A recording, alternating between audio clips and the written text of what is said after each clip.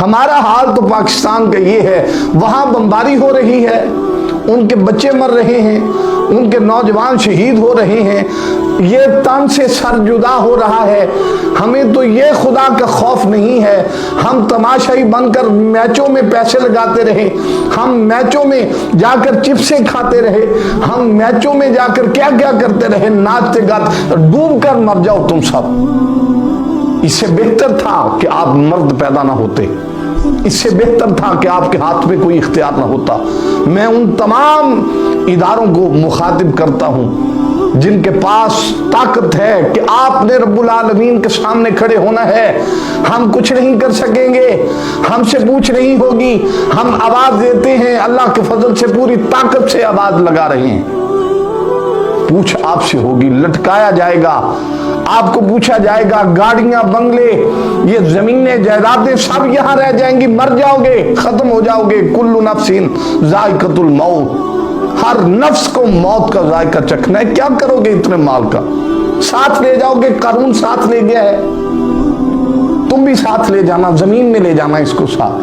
السلام علیکم ورحمۃ اللہ وبرکاتہ، معزز سامعین و ناظرین، امید ہے آپ خیریت سے ہوں گے۔ یہ میرے ساتھ آپ دیکھ رہے ہیں ایک بچے کی ویڈیو چل رہی ہے اور دل دہلانے والی یہ بات ہے کہ یہ بچہ، اس کی ماں پوچھتی ہے اپنے بیٹے سے کہ بیٹا، ہم پر اتنا ظلم اور ستم ہو رہا ہے، ہم پر بمباری کی جا رہی ہے، ہم پر مزائل برسائے جا رہے ہیں، کیا ہمارے لیے کوئی مسلمانوں کا بادشاہ نہیں اٹھا؟ کیا ہمارے لیے کوئی حکمران نہیں اٹھا؟ کوئی اسلامی ممالک میں سے ہماری مدد کو نہیں پہنچا؟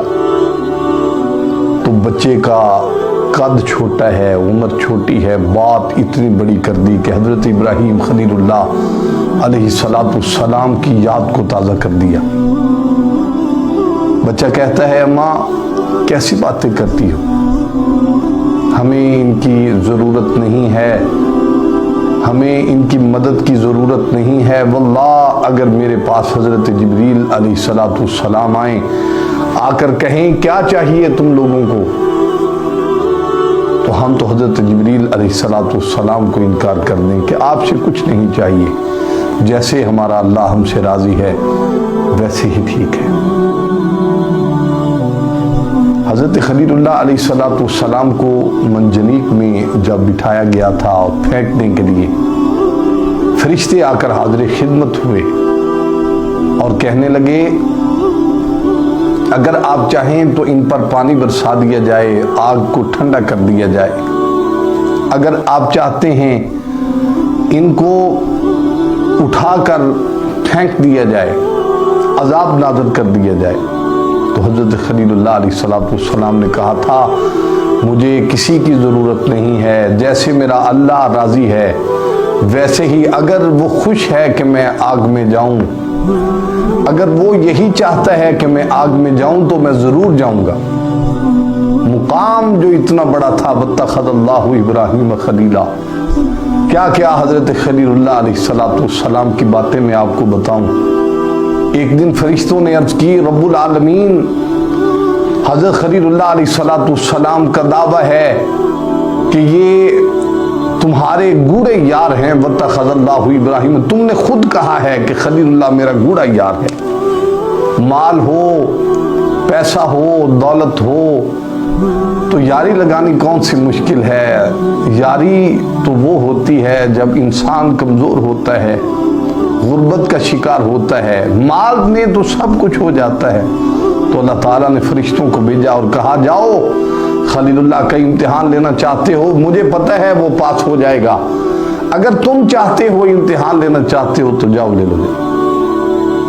فرشتے نے آ کر آواز دی، سبحان اللہ والحمد للہ ولا الہ الا اللہ واللہ اکبر۔ مال کو بھول گئے، اپنی گائیں، اپنی بکریاں، اپنے اونٹ بھول گئے، اس غار کی طرف بھاگے جہاں سے آواز آئی تھی، تم نے میرے رب کا نام دیا ہے، ایک بار پھر لو۔ اس نے کہا، مفت نہیں لیتا، اونٹ لوں گا۔ کہا، سارے تیرے ہیں، حتیٰ کہ ایک ایک دفعہ میں سارا کچھ قربان کر دیا، اور کہا، آخر میں پھر کہا، ذکر کر دو رب العالمین کا، تو کہنے لگا، فرشتہ کہتا ہے کہ مفت نہیں ملتا، یہ مفت نہیں سنایا جاتا۔ تو حضرت خلیل اللہ پر قربان جاؤں کہا، تمہیں یہ مال چرانے کے لیے کسی غلام کی بھی تو ضرورت ہوگی نا، میرے رب کا نام لو، میں تمہارا غلام بننے کے لیے راضی ہوں۔ یہ تھے خلیل اللہ علیہ السلام۔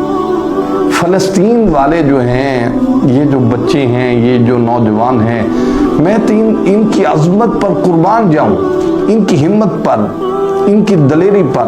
ہمارے ہاں ایسے بچے کہاں پیدا ہوتے ہیں؟ ہمارے ہاں تو ہم انڈیا کے عاشق ہیں، ان کے فنکاروں کے عاشق ہیں، لڑکیوں کے عاشق ہیں۔ جب لڑکیوں کے عاشق پیدا ہوں پھر مرد نہیں پیدا ہوتے، پھر مجاہد پیدا نہیں ہوتے۔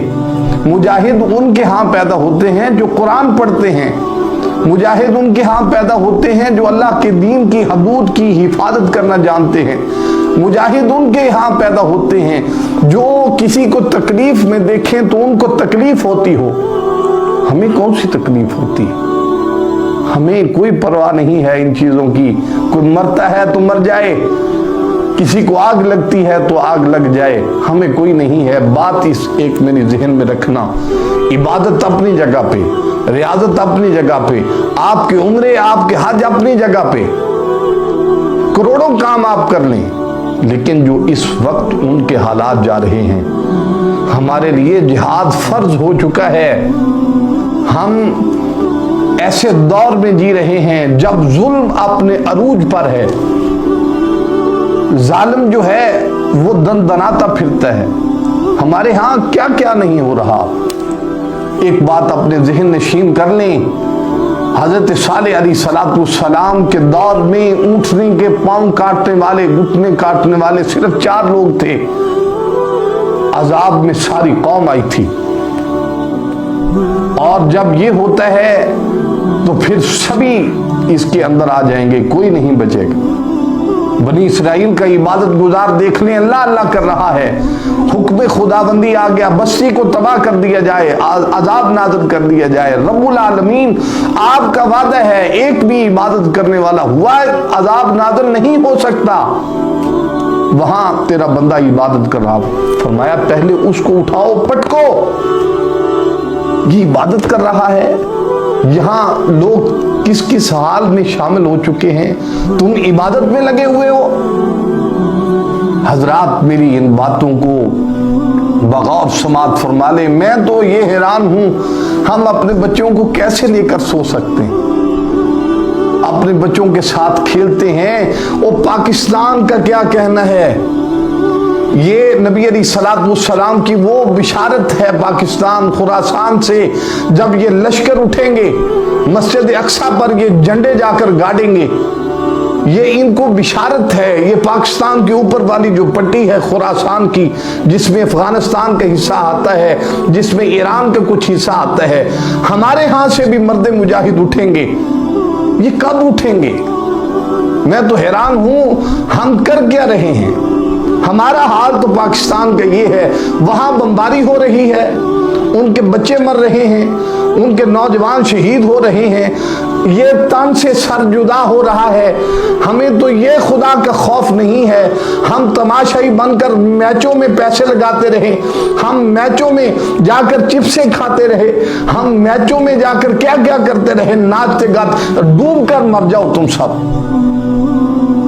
وہاں ایک مسلمان اپنی جان دے رہا ہے، تم یہاں تمہیں کھیلنے کی پڑی ہوئی ہے۔ لعنت ہے تمہارے ایسے میچوں پر، لعنت ہے تمہاری ایسی ایمان کی غیرت پر۔ کیا ایمان ہے تمہارے اندر؟ تم جواریوں، شرابیوں، زانیوں، یہ تم نے اسلام کے ساتھ کیا ہے۔ اسلام پھر نیچے نہ جائے گا تو کیا ہوگا؟ اسلام کی جو اہمیت ہے اس کو سمجھیں۔ اسی لیے تو یہاں غیرت ایمانی پیدا نہیں ہوتی۔